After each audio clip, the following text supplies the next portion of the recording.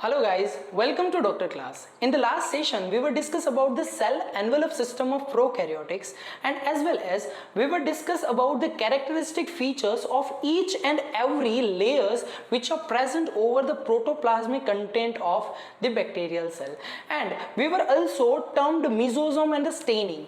Now in this particular session, we are going to discuss in depth of a mesosome and the staining procedure. So let's begin. So first of all, what is mesosome? So mesosome is nothing but the infold which are present over the bacterial cell membrane. So these infolds are basically known as a mesosome. We can classify mesosome according to their morphology, or you can say according to their depth inside the infold. So you can divide the mesosome under two headings. The first one is central mesosome and another one is the peripheral mesosome. So the central mesosome and the peripheral mesosome, these are the two types of mesosome. But question is that how we can distinct out these two from each other. So the idea is very clear. Those mesosomes which are present periphery, those mesosomes which are present in the periphery, or you can say the infold is narrower, that kind of mesosome is known as a peripheral mesosome. And those mesosome in which we find a deeper infold and the infold goes toward the center, that kind of mesosome is known as a central mesosome. The characteristic of central mesosome is that this central mesosome is usually stick together adherently with the DNA of this bacteria or a genetic material of this particular cell. Now let's understand the function related with the mesosome. The most common function of any mesosome which is related with the central mesosome as well as the peripheral mesosome is to increase the surface area of this cell membrane. Now why this particular function is that much important? The reason is, as we learned, that the cell wall which is made up of peptidoglycans, the glycocalyx which is made up of the granules of peptidoglycans, glycoprotein and the phospholipids as well. So we can say the cell wall and the glycocalyx, these two are the outermost layer, but both layers are dead in nature.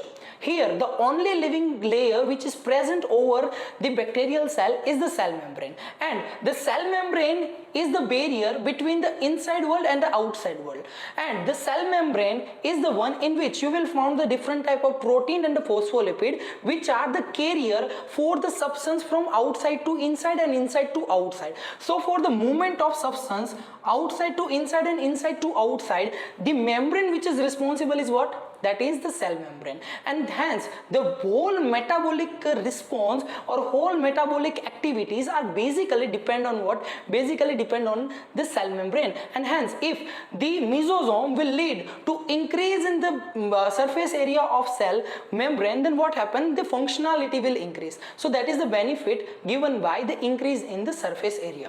Now let's understand other features or other function, but the other functions are different in the central mesosome as well as a peripheral mesosome. In the case of central mesosome is useful in the process of cell division. Why?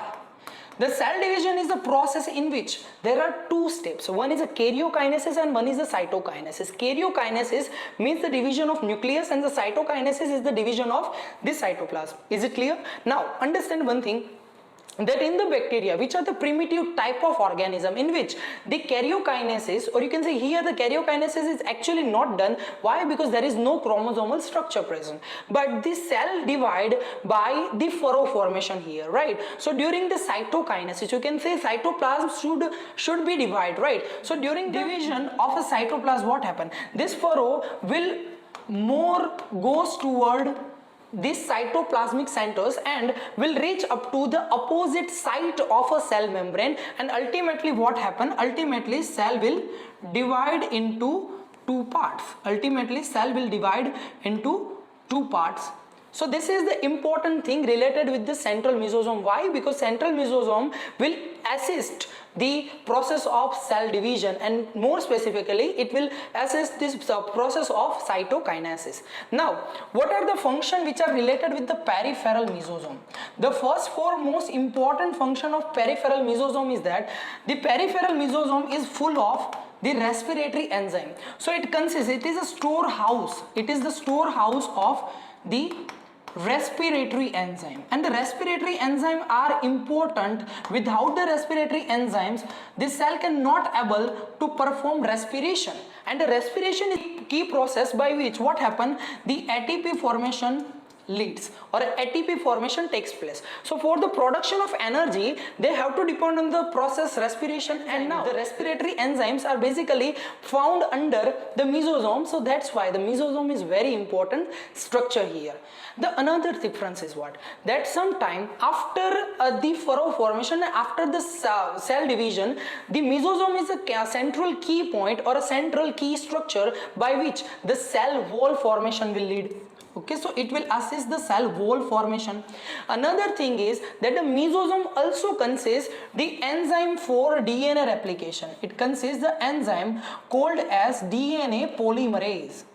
DNA polymerase inside it, and which result into the DNA replication.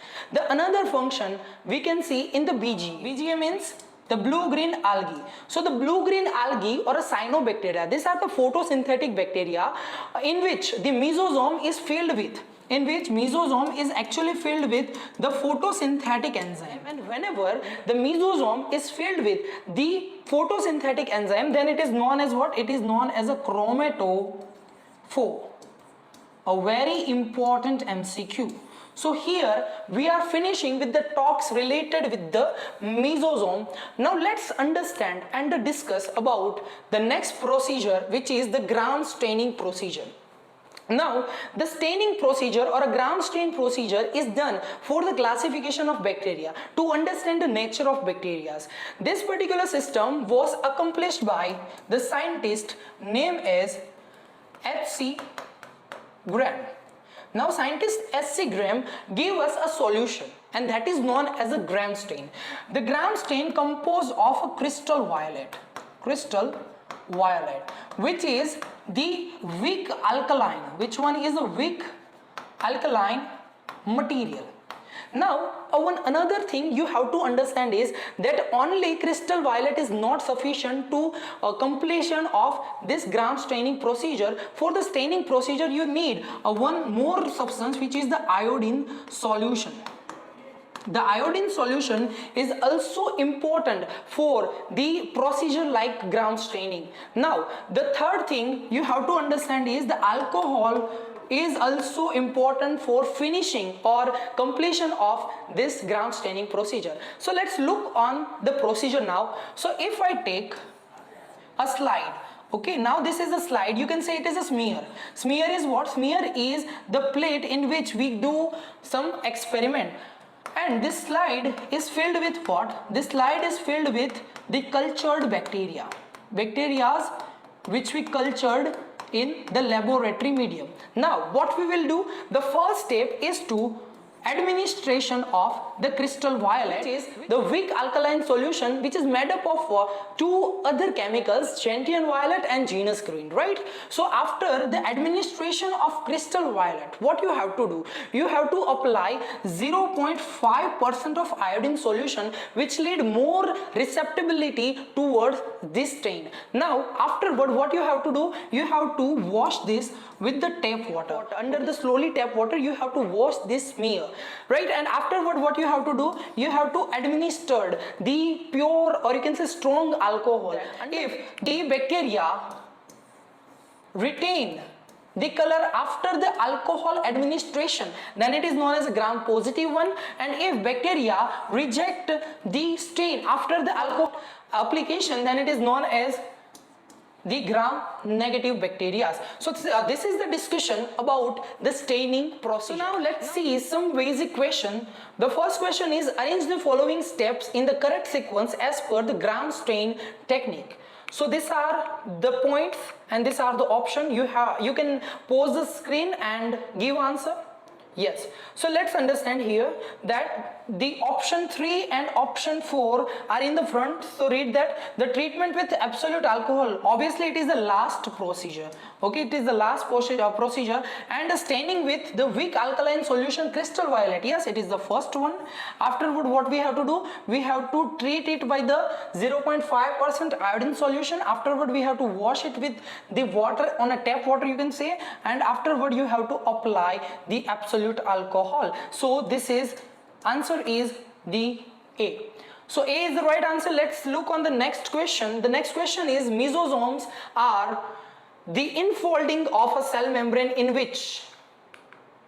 The answer is B. Why? Because A gives you that the both, it is present in both prokaryotic and eukaryotic, right? But the thing is, they are the character of prokaryotic only. Eukaryotic are devoid of the mesosome, right? And the other are like help in the cell wall formation, yes. Help in the DNA replication, yes. Why? Because it possesses the DNA polymerase inside, and it also help in respiration. Why? Because it possesses inside them the respiratory enzyme. And the last but not the least, which is the common feature of both central and peripheral mesosome, that it will increase the surface area. So this is enough for today. If you like our initiative, please don't forget to like, share and subscribe. Jai Hind.